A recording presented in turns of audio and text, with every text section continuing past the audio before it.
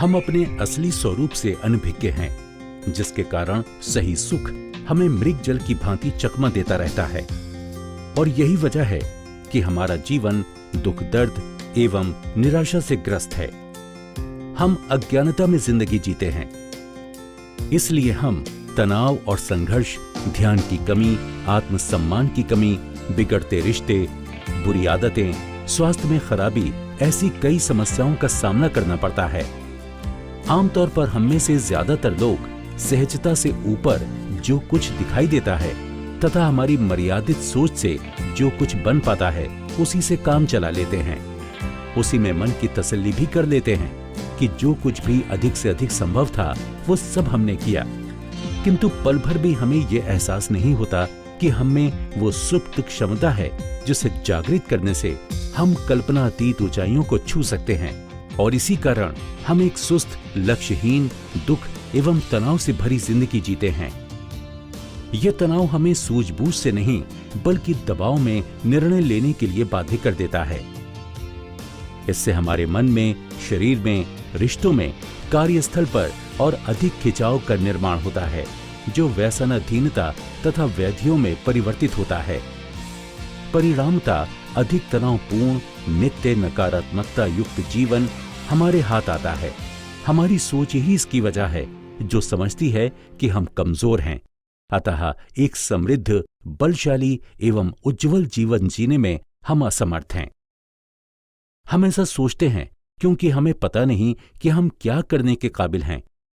हमारे इर्द गिर्द जो प्रकृति है वो कितनी ओजस्वी एवं दैदीप्यमान है। शुद्ध ऊर्जा, ज्ञान एवं सुप्त क्षमता से वो भरी है और उसी प्रकृति की हम सबसे सर्वोत्तम निर्मिति हैं। पृथ्वी, आप, तेज, वायु, आकाश, इन पंच महातत्वों से बनी सृष्टि ये अमर्याद ऊर्जा एवं सुप्त क्षमता का स्रोत है। हम उन्हीं पंच महातत्वों से बने होने के कारण ऊर्जा का वही अमर्याद भंडार हम में भी मौजूद है, उपयोग में लाने के लिए जिसे आवश्यकता है।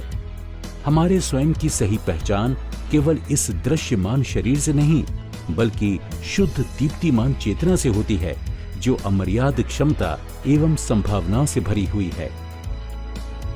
क्या अब आप अंदाजा लगा सकते हैं कि कितनी असीम ऊर्जा, ज्ञान तथा क्षमता हम में सुप्त रूप से बसी हुई है?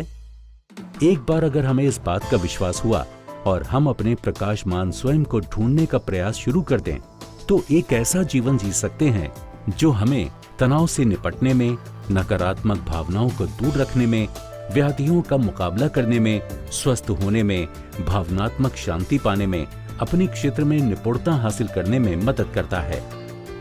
परिणाम स्वरूप हम आघातों से उभरते हुए एक खुशहाल इंसान बनकर अपने संपर्क में आने वाले सभी लोगों में अच्छे सकारात्मक परिवर्तन प्रक्षेपित करने में सक्षम हो जाते हैं। और सबसे महत्वपूर्ण बात यह है कि हम खुशहाली में हमेशा ऐसे विकल्पों का चयन करते हैं जो हमें आनंद और यश प्राप्ति करने की ओर प्रेरित करते हैं। जब हमारा जीवन प्रकृति की ताल से मेल खाता है, तब हम अपने भीतर की असीम ऊर्जा को उन्मुक्त करके जीवन को अपने सपनों के अनुसार ढाल सकते हैं। सायं सायं ग्रहपतिर्नो अग्निः, प्रातः प्रातः सौमनस्य दाता। प्रातः प्रातः ग्रहपतिर्नो अग्निः, सायं सायं सौमनस्य दाता।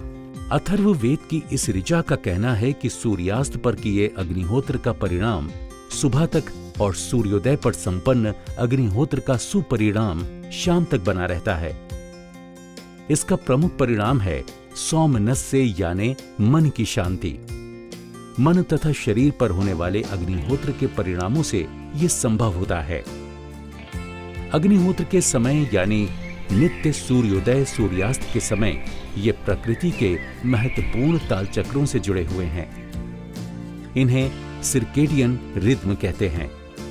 लैटिन शब्द सिरका यानी आसपास या इर्द गिर्द और डियम यानी दिन, इन शब्दों से सिरकेडियन शब्द बना है। इसे बोल भाषा में शरीर की जैविक घड़ी भी कहते हैं, क्योंकि ये एक दूसरे से जुड़े हुए हैं।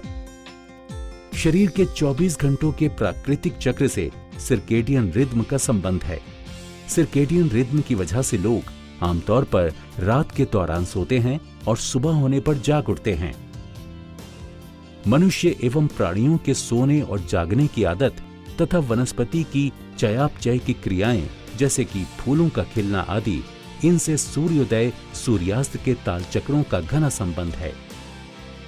मानव तथा अधिकतर प्राणियों में मौजूद सर्केडियन ताल चक्र ये जीवों के आंतरिक जैविक घड़ी से निर्मित हुआ है। ये जैविक घड़ी जीव के भीतर की क्रियाओं से संबंध रखती है। इस जगत में हर एक जीव के सर्वसाधारण कामकाज इन सर्केडियन रिदम से तालमेल द्वारा जुड़े हुए होते हैं। इस तालमेल में जरा कहीं भी बाधा आई तो बड़ी गड़बड़ी की स्थिति का निर्माण होता है। दैनंदिन जैविक कार्य गलत तरीके से प्रभावित होकर दैनंदिन कार्यक्रम भी ठीक तरीके से पार नहीं पड़ते। ये स्थिति अनेक व्याधियों को जन्म देती है। वेदों में अग्निहोत्र समय को संध्या कहा गया है, मतलब संक्रमण का परिवर्तन का क्षण। ना तो वो दिन होता है न रात, ना ही तब प्रकाश होता है और ना ही अंधकार। वेद इस समय को मुक्ति का, ज्ञान प्राप्ति का, विदार यानी तीर्थ भी कहते हैं। अग्निहोत्र इन्हीं दो अति महत्वपूर्ण संक्रमणकालीन ताल चक्रों पर करना चाहिए, ऐसा आदेश है। इस समय के दौरान वातावरण में अनेक बदलाव होते हैं जो जीव सृष्टि को प्रभावित करते हैं। इस संध्या समय के दौरान मन व शरीर का एक संतुलन बना हुआ होता है। ठीक उसी समय अग्निहोत्र करने से अनेक स्वास्थ्यकारी परिणाम मिलते हैं।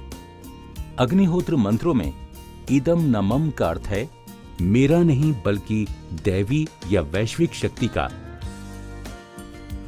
इन मंत्रों के उच्चारण से उच्चतम ऊर्जा स्रोत से एकात्मता की भावना दृढ़ होती है। अग्निहोत्र अपनी सोच में एक नई चेतना जागृत करता है जो हमारे अंतर्मन को खोखले संकुचित विचारधारा को छोड़ने के लिए प्रेरित करता है और महान संकल्प तथा पहचान की ओर प्रोत्साहित करता है। ये हम में बसा तथा विश्व में स्थित अमर्याद ऊर्जा और प्रज्ञा से एकता का अनुभव दिला सकता है। यही मार्ग है जिससे हम हमारे मर्यादित अस्तित्व की तय से बाहर निकलकर नई ऊंचाई पर पहुंच सकते हैं। अग्निहोत्र मंत्र हमारे मन पे सूक्ष्म तरीके से परंतु बहुत गहरा असर करते हैं। मंत्रों के स्पंदन मन पे असर करते हैं और फिर परिवर्तन की पहल शुरू हो जाती है। अहंकार, यह हमारे मन का अनुकूलन है जो हमारे सीमित अस्तित्व का कारण है। वही हमारे एवं परमात्मा या असीम क्षमता के बीच की बाधा है। यहाँ पर अग्नि तथा सूर्य परमात्मा के प्रतीक हैं। आहुतियां हमारे अहंकार या अनुकूलन का प्रतीक है। अग्निहोत्र द्वारा मन में वैश्विक चेतना के साथ एकात्मता की भावना दृढ़ होती है। मंत्रोच्चार, औषधि पदार्थों का ज्वलन तथा संधि समय में होने वाले ऊर्जा परिवर्तन, इन सब का एकत्रित परिणाम मन मस्तिष्क पर इष्ट रूप से होता है। अग्निहोत्र से शुद्ध सत्व अस्तित्व का अनुभव लिया जा सकता है। शुद्ध सत्व अस्तित्व की स्थिति यानी आत्म साक्षात्कार की स्थिति है। अनुकूलन का नाश तथा परमात्मा के साथ एकता का अनुभव हमें एक नए अस्तित्व की स्थिति में ले जाता है। वो हमें अपनी असली क्षमता के भंडार को खोलने में मदद करता है। हमारे जीवन का लक्ष्य क्या है, इसकी जानकारी हो जाती है और हमारी सीमित कक्षाओं को लांघकर एक ऐसे वैभवशाली उज्जवल जीवन का निर्माण हम कर सकते हैं जो हम सपने में भी नहीं सोचते। जीवित रहने का कारण समझ में आ जाता है। अहंकार का मन पे जो नियंत्रण है उसे हटाकर ईश्वर या उच्चतम ऊर्जा से जुड़ने का राजमार्ग यानी अग्निहोत्र है। अग्निहोत्र के नियमित आचरण से अभ्युदय यानी समृद्धि तथा निश्रेयस यानी आंतरिक शांति का लाभ होता है। एक ऋचा है जिसमें अग्निहोत्र के लाभ सूचित किए गए हैं। ओम श्रद्धाम मेधाम यशः प्रज्ञाम विद्याम बुद्धिम श्रियम बलम आयुष्यम तेज आरोग्यम देहि में हव्यवाहनों। हे हव्यवाहन अग्नि, तू जो हवीर द्रव्यों का वहां करने वाला है, हमें यज्ञ पश्चात श्रद्धा, मेधा, यश, प्रज्ञा, विद्या, बुद्धि, श्री, बल, आयुष्य, तेज तथा आरोग्य प्रदान करके लाभान्वित कराए।